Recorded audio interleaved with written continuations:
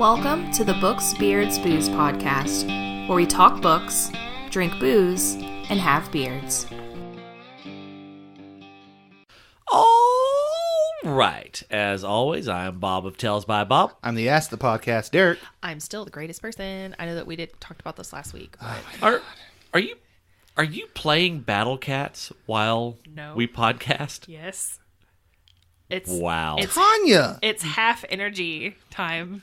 I'm creative consultant Tanya. No, you're not. Stop looking at me. Not anymore. Wow, you're like... Unpaid intern Tanya. Oh, my right God. Now. All right. Let me turn my phone so you can't look at me play Battle Cats.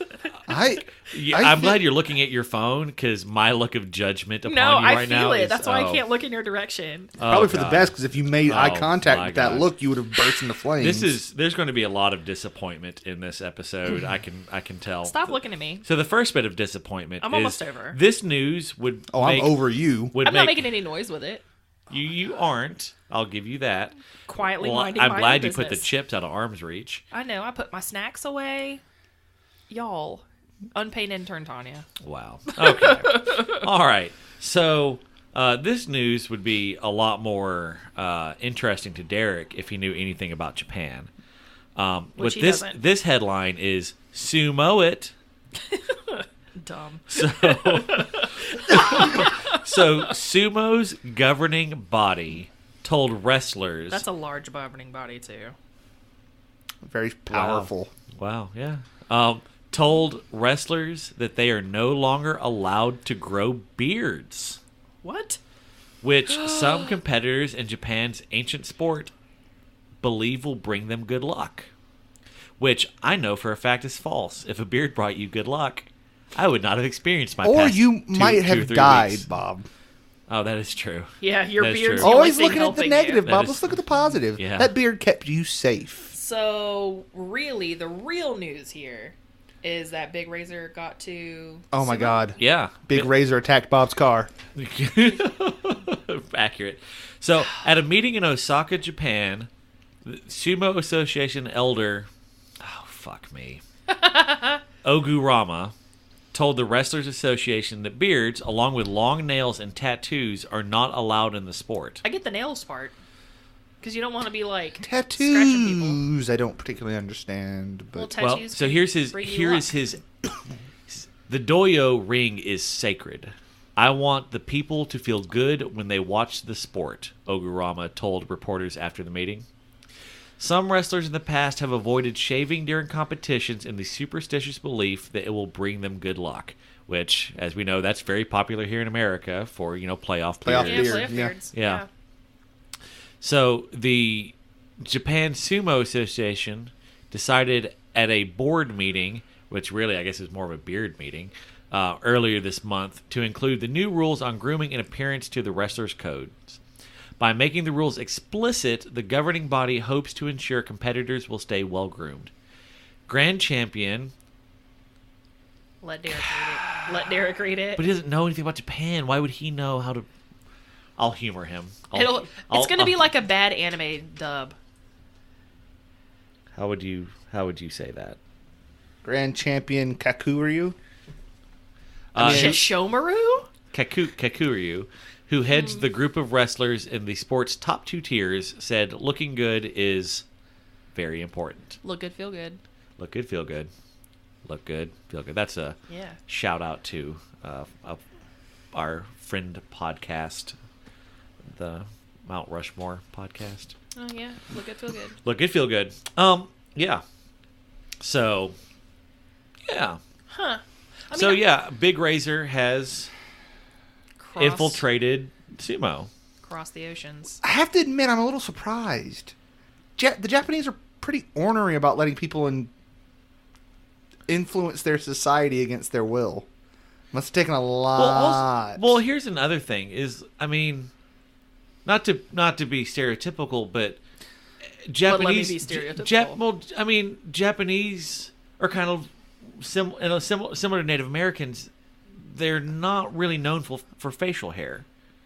Yes, some can grow facial hair, But it's not a thing. but it's not really a thing, really. I don't know. Maybe their larger men are a lot of testosterone there. I feel like. Yeah, you so know? maybe that's why they could. Are they juicing? Probably not. I feel like juicing in sumo would probably get someone killed. The rage of, oh my god, that would just be weird. Yeah. I watched. I don't know if you know Juji Mufu. Have you ever? He is he's an extreme weightlifter. Like he's like super muscular, but he is also like hyper flexible. So like he will do like backflip into a split in denim. in jeans, and then like bench pressed 500 pounds. Like he's incredible. As I'm wont to do. Yeah. But who cares? He's right? doing chair splits and like like bench pressing whole ass people. Yeah, he was like bench pressing a person while doing a chair split. It was incredible. I might know this person. It's he nuts. frequently wears those horse heads. Yeah. Yeah. Anyway, he's a character. But I saw him and another weightlifter buddy bought those inflatable sumo suits and went at it, and it was pretty neat. All right. Next bit of news. This title is "The Pen is Mightier Than the Clippers." And Penn is spelled like Sean Penn. Penn. Yes. Because they are making a movie adaptation of The Professor and the Madman, which y'all, I can tell from your blank gazes, have not heard of. Wow. But I have read it, and it's great. All right, so here's the premise. It's boy. about the making of the Oxford English Dictionary. I'm in. Okay? Oh, okay. So I know that doesn't sound terribly interesting. To me, it does. But, yeah, I know to Derek it does. But so here's the thing. Tanya, what do you know about the Oxford English Dictionary? It's the most dangerous dictionary known to It man. has all the words, and pretty they much. go from A to Z. Yeah. And it's like A.A. Aardvark is the first one. Well, no. So what makes the Oxford English Dictionary so awesome and important is it tells you the first time a word was used. Oh, okay, yeah, history dictionary. Yeah, it tells you the history of that word. Like, so the first time it occurred in print was here. Yeah. Well, so...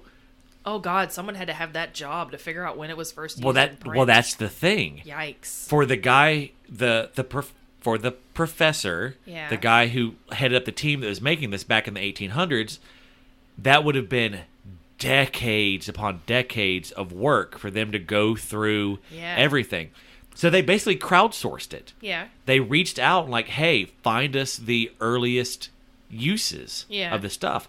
And there's this guy who was responsible for he was constantly sending in like, hey, I think this is the earliest of this one. And he was responsible for like 90 words or something like that, which was a lot. Yeah. Like, I mean, he turned in a bunch where he found like old uses, but like 90 words, he found like the first usage. So they were like, well, shit, we need to get this guy in here and like, let's give him an award or something like that. Yeah. Turns out he's in an insane asylum for murdering folks. What? He's the madman. So he's got plenty of time on his hands. Yeah. Yeah. So it's a story about the creation of the Oxford English Dictionary and the professor and the madman.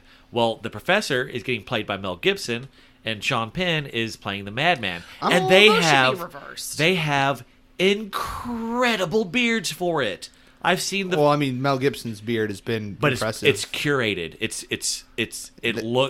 set to the time, and it's been groomed immaculately. The picture I saw, it's an incredible beard, like not a hint of Jew hating in it, like just impeccable. Sean Penn. Wait! What year did this movie? It's coming out. No, but what year is it set in? Oh, I think like I don't know if it was completely right, devoid of Jew hatred. Yeah, so Sean Penn, they think he grew this for like I haven't got confirmation that this is not some sort of beard merkin, but they seem to think it is a legitimate beard that he grew for this role. But it's a beast of a beard too. His is as the madman. His isn't as kempt as Mel's, but would make sense. I think it's the thing that makes me think of. Did y'all ever see A Beautiful Mind? Yes. No, I hear it's real good though. It is. I think it's going to be like that. Like A Beautiful Mind is one of those books or one of those movies that's not like action packed. It's about a math genius who goes insane. kind of deal. Well, I mean, I liked Yeah. Good Will Hunting. I mean, nothing. Yeah. So I think it's going to be like that. Like, don't go into this expecting a lot of action. But if you're the kind of person that like genius and words are interesting, I think you're going to Finding like this movie. Forrester. Yeah. Oh, that's such a good movie. So many people don't like it that much. They're dumb. I agree. They're dumb. Can't Have see you the forest for the trees. Busta Rhymes was in that movie. I will hear not a single negative word about it. Woo-haw. He's got us all in check. Yeah. Okay. This Felt headline: good about that. ATF, more like WTF. Heyo. All right. So, I normally don't really get into budgets, like the president always releases, like every year releases a budget. Oh, And right. I pay a little bit of attention to it, but the thing about it is, like, the president's budget is just more or less suggestions. Yeah. And it's like, here's what I would kind of like. All budgets, and then though. and then Congress Remind me to tell you guys something about a budget when we're done with this right. episode. well, Yeah, that's yeah. all your work is dealing with budgets. We'll Yeah. talk about it after the episode. So, Off but air. no, so Off. Oh man. Oh yeah, you didn't call You it. didn't Babe I didn't Ruth call it. my shot. Oh, well. Anyway, so all right, so but I think this is a good idea. I would like to see this go through. So okay, the Trump administration's 2020 budget would force the Bureau of Alcohol, Tobacco, Firearms, and Explosives to give up the A and the T. It should just be the FE, the Firearms and the explosives. fire and explosives. It would transfer the regulatory duties relating to alcohol and tobacco from the ATF to the Alcohol and Tobacco Tax and Trade Bureau, which is in the Department of the Treasury. The reorganization would enable ATF to hone its focus on activities that protect U.S. communities from violent criminals and criminal organizations, the budget document states. It makes sense. So, at first I was like, because I kind of feel like one of my bigger issues, I kind of feel like there's a lot of fear mongering going on. I was like, is this like some kind of like backhanded like fear mongering, like be afraid, you need to be afraid, they need to focus on the bombs, be afraid. But no. Yeah. No, I mean, it makes sense. No, really, because like here's the thing. Two So, things are consumer things, they and the don't- other two the, are the violence thing is things. they don't fuck with the A and the T for real. So the ATF already directs the vast majority of its resources to firearms enforcement. In 2017, which is the last year that that is available, they began 35,000 criminal firearm cases, 2,000 arson cases, 1,000 explosive cases, and only 91 cases dealing with alcohol or tobacco. Like, they really don't do fuck all with it Anyways. anyway. And it's got support from both sides. In I 2015, assume they might resist this because then they get less funding. well, apparently Trump suggested this last year and it didn't go through. Yeah. So, but in 2015, But see, the thing is like you get cool, smart things like this, but then it's always tacked on with some bullshit. And so a lot of times you get stuff like this that won't pass, and it's going to be tacked on. Well, here's the with, thing though. His I like, want $16,000 so I can feed my pigs. well, yeah, but this is just one of those deals. Like when Congress does their budget, Yeah. they could just be like, okay, well, hey, we like this. This is good. Let's run with this. But so like the Center for American Progress, which is a Democrat-aligned think tank, suggested like, yes, we should do that. And then like last year, the Trump says the same thing. So like Yeah. it's got support on Yeah. both sides. Maybe a thing will get done. So maybe it'll happen. I think it's a good idea. You know, just I kind just of think it makes sense. yeah. It does. Yeah, like I want my because like they were saying like really and here's the thing, the number one thing that they do with like tobacco and alcohol is investigating tax stamps, like basically like people Right. cigarette smuggling, Yeah. basically, Yeah. and like look, like cigarette smuggling. You know who gets hurt by that? Big cigarette. No, Big tobacco. No, the state governments, because Oh. they're the cigarettes are untaxed. And at the end of the day, I would feel a lot more sympathetic to the state governments if state governments were a little bit better with their finances anyway. Fair. So like, but it's more or less a victimless crime. Like, Tanya, you're not getting hurt because some guy in Georgia bought some untaxed Alabama cigarettes. Like it's No. kind of a victimless crime. Yeah. So, like, but whereas, like, someone running guns, yes, ATF, focus on that. like really kind of hone in on like explosives and stuff that, is crimes filled with victims. Yeah. Like, yeah, I get it. Yes, tax evasion, bad. But on the hierarchy... I'm not even worried about the hierarchy. I just think give it to somebody who's already more focused on the type of investigation and enforcement that would... The Bureau of Alcohol and Tobacco Tax and Trade? It's like literally what that... Yeah, it sounds perfect. They should definitely be looking at tax stickers. All right. So this one is a little touchy. And I definitely come down on both sides of this. But the headline I chose is "You Can't Cure Stupid." So Amazon removed 2 books this week that promote unscientific autism cures. Basically, Wired went and did a report on a bunch of books, and were like, there are books on Amazon that are like kind of actively dangerous. Yeah. Okay. Like, not only are they like full of like bunk science, but so like one of them suggest things that will actively hurt. All right. So like one of them, the 2 titles are "Healing the Symptoms Known as Autism" and "Fight Autism and Win," which you can't cure autism. So, all right. So, it's disingenuous to even imply that you can, but whatever. I mean, books do that all the time. And so like, I'm definitely not in favor of censorship, but so get this. The first book, "Healing the Symptoms Known as Autism," advises parents to make a bleach-like substance of chlorine dioxide for their children to drink. Yeah, they want their kids to drink bleach, basically. Wow. Yeah, and so Wow. It's like these pseudoscientific books are going up on Amazon because, I mean, really, like, Amazon does check a little bit, because I've self-published some stuff on there, and I've seen where people have gotten stuff that couldn't get on Amazon. Like, you can't. There's some things you can't. Like, you can't publish a book about how to cook meth. Well, I know. Like, I was just thinking about erotica. Like, when I was doing when I was writing erotica under an assumed name, like pedophilia. Yeah. Like they tell you, like, if you can't have. Yeah. You can't write pedo smut. Like, you can have a book where there's a pedophile in it, but you can't write it with the goal of arousing someone, kind of like right. You can't write kid smut kind of deal. So like there are lines in there, but I am 100% in favor of these books getting removed. Yeah. But then the other thing is like it's, and I'm very rarely in favor of a slippery slope argument, because I feel like a lot of slippery slopes people just kind of blow that potential out of proportion. But this is just such a weird, I guess here's my problem with it.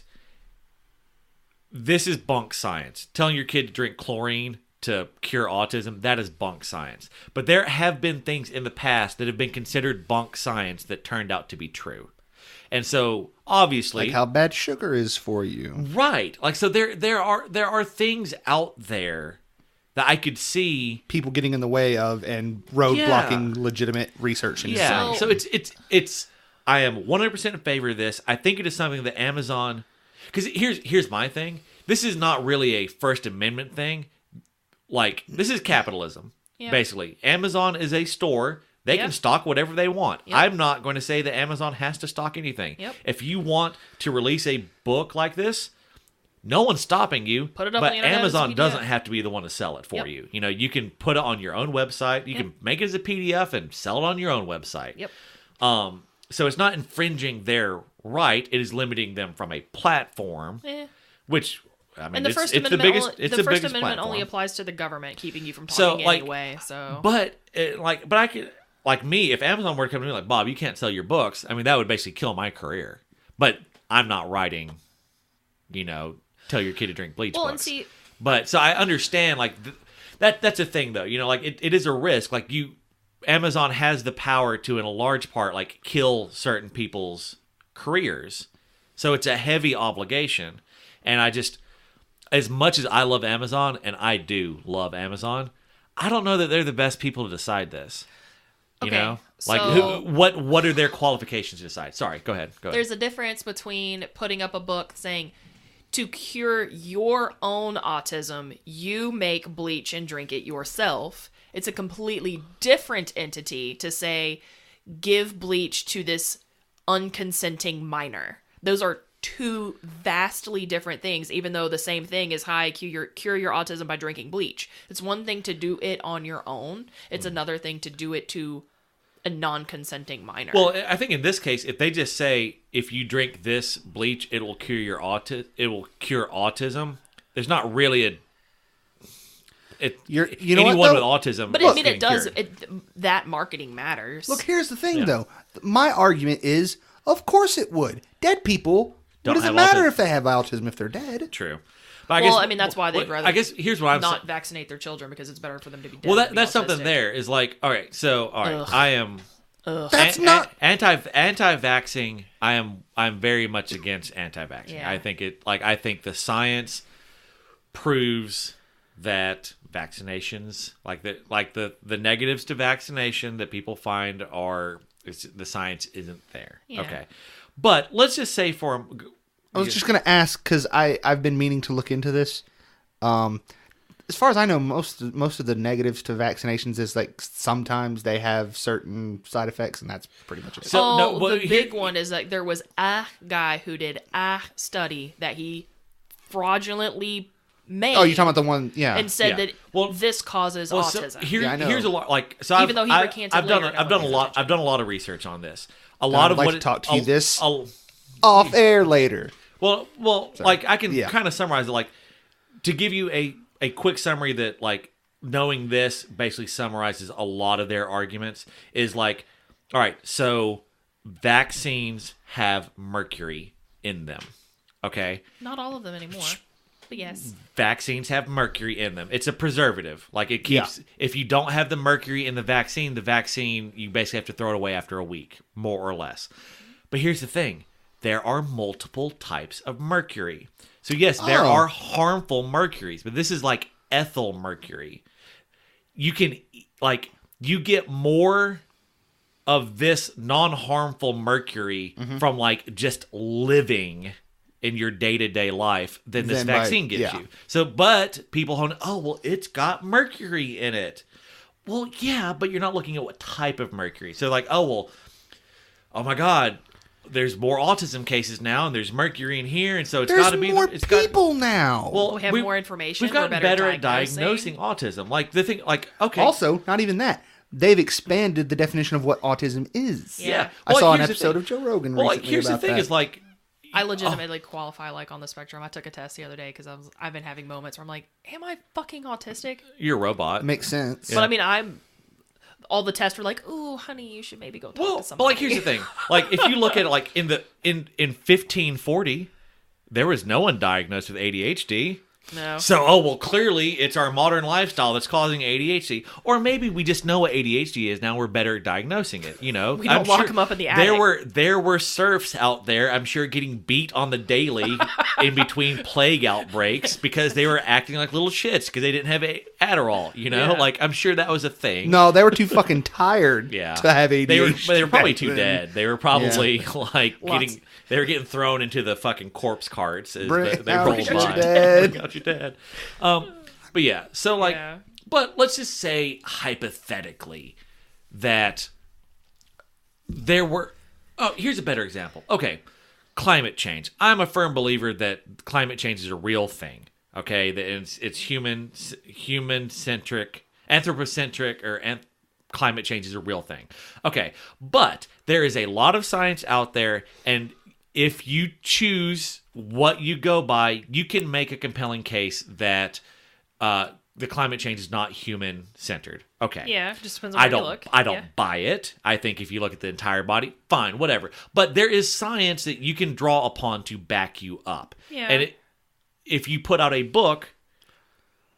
Either way, you have something to point and that's to. the thing is like, yes, if you look at the whole body of science, I feel like climate change is real. So does Amazon get to go in like, well, this is bunk science, so we're not going to allow it, Like, and obviously, I don't think Amazon wants as many books on there as possible. They're going to allow any book that they think's not going to get them sued. Is basically what it boils down to. It's not going to cause them like incredibly bad press. And So I guess why I'm okay with this and why I don't think it's going to be that slippery of a slope, I think what's going to end up happening is Amazon is pretty much only going, like they have their rules in place now.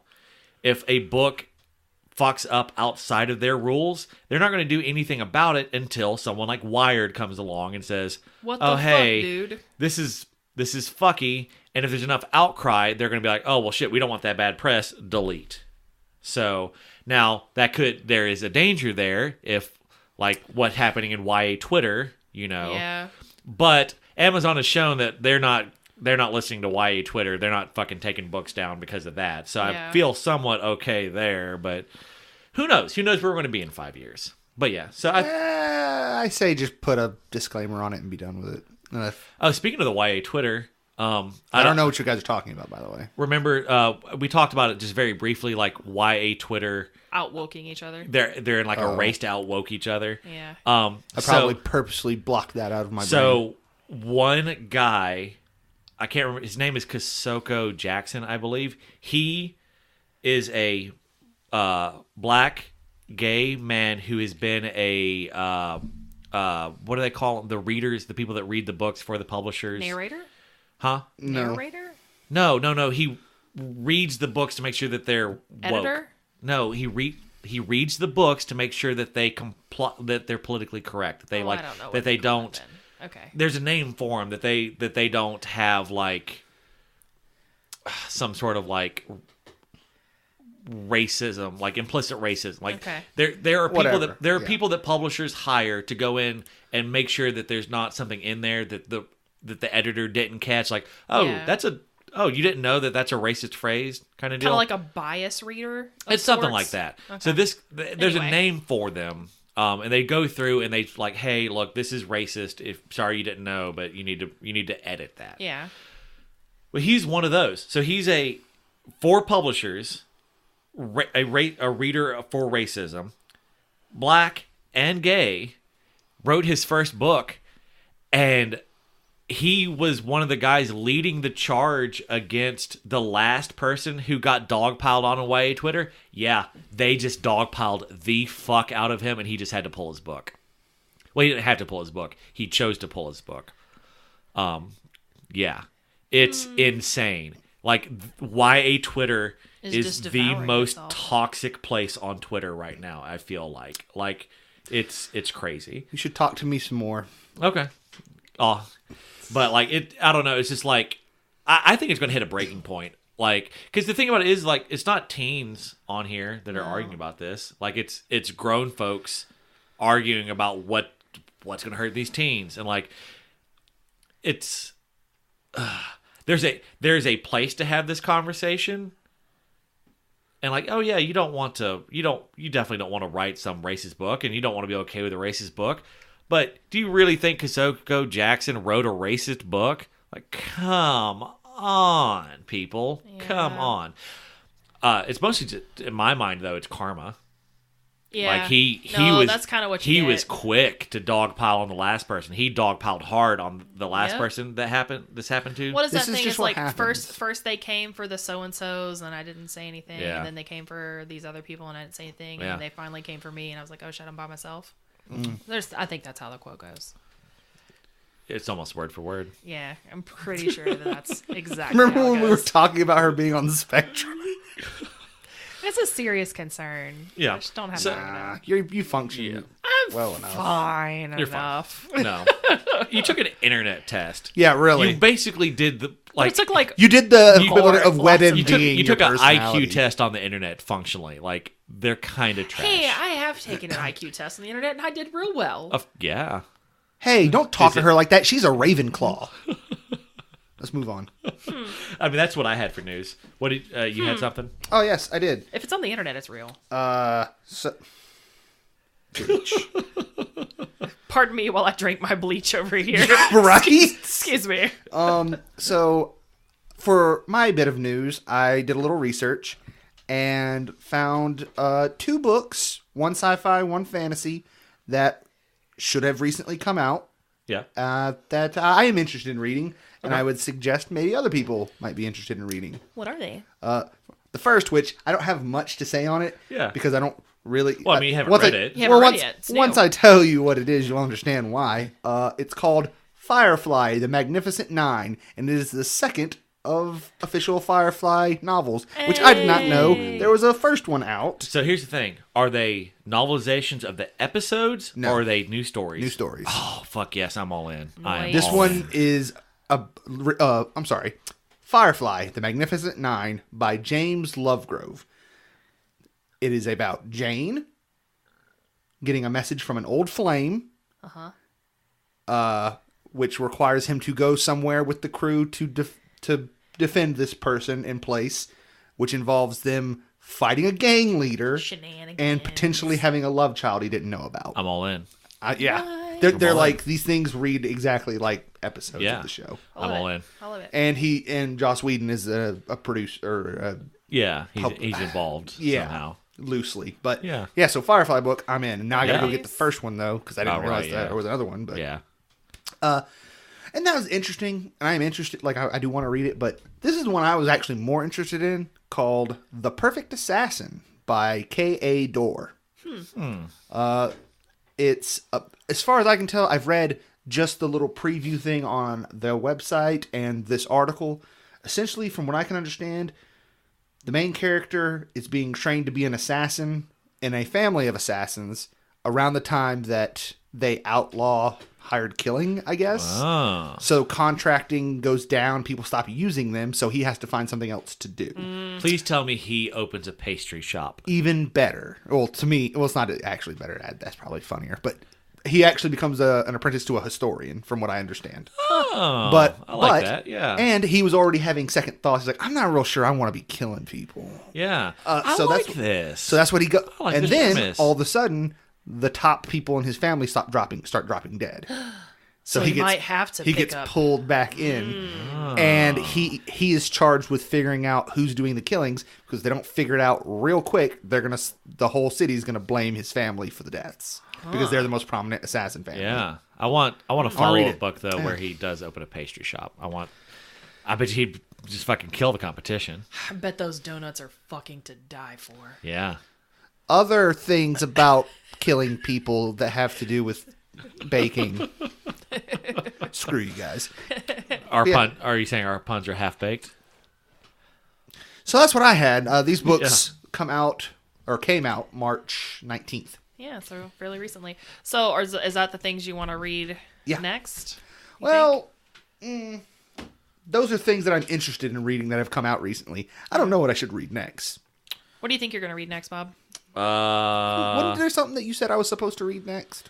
I think I want to read Mythago Wood. Yeah. I've read a bunch of stuff about it on like the fantasy subreddit. It sounds kind of weird. It's a weird book. I like reading weird books. My understanding is it's a weird book. You're a weird book. Yeah. Pretty much. So, I think that's gonna be the next book I read. I just read Joe Hill wrote 4 short novels, and That's he Stephen King's son, yeah, Yeah. one of his sons. I just found out that Stephen King wrote a book with his other son, Owen King.